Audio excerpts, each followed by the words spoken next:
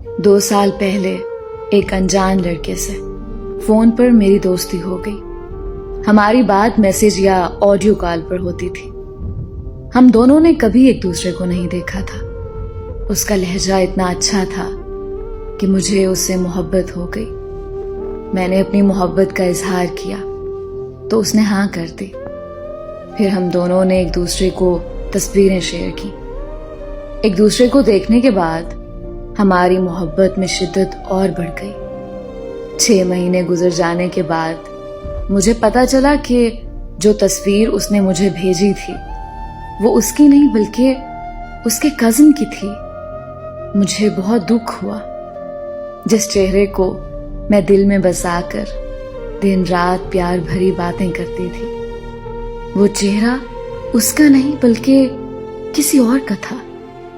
फिर उसने मुझे अपनी तस्वीर भेजी जो कि मुझे पसंद नहीं आई, तो मैंने उससे बात करना बंद कर दी। उसने मुझसे बहुत माफियां मांगी, बहुत मिन्नतें की, लेकिन मैंने उसे माफ नहीं किया और उसका नंबर ब्लॉक कर दिया। कुछ अरसे के बाद मैं बहुत बीमार हो गई और इलाज के बावजूद मुझे शिफा नहीं मिल रही थी।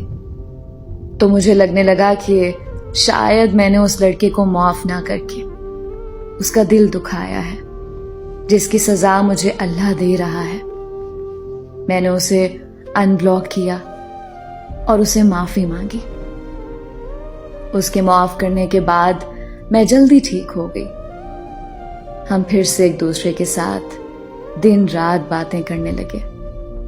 इस बार मोहब्बत की शिद्दत पहले से कई गुना बढ़ चुकी थी। लेकिन किस्मत का खेल देखो, मेरे साथ फिर धोखा हो गया।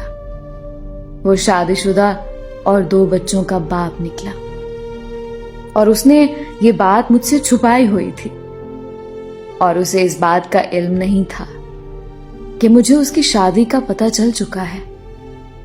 उसके धोखे ने मुझे अंदर से तोड़ के रख दिया। लेकिन मैं अब उसकी मोहब्बत में इस कदर पागल हो चुकी हूं कि मेरे लिए उसको छोड़ना शायद अपनी सांसों को तोड़ना है। अब मैं मेरी नहीं रही बल्कि दिलो जान से उसकी हो चुकी हूं। वो चाहे तो मुझे अपनी दूसरी बीवी बना ले या फिर अपने हाथों से मार दे, क्योंकि अब उसके बगैर अब मुझे एक सांस भी गवारा नहीं।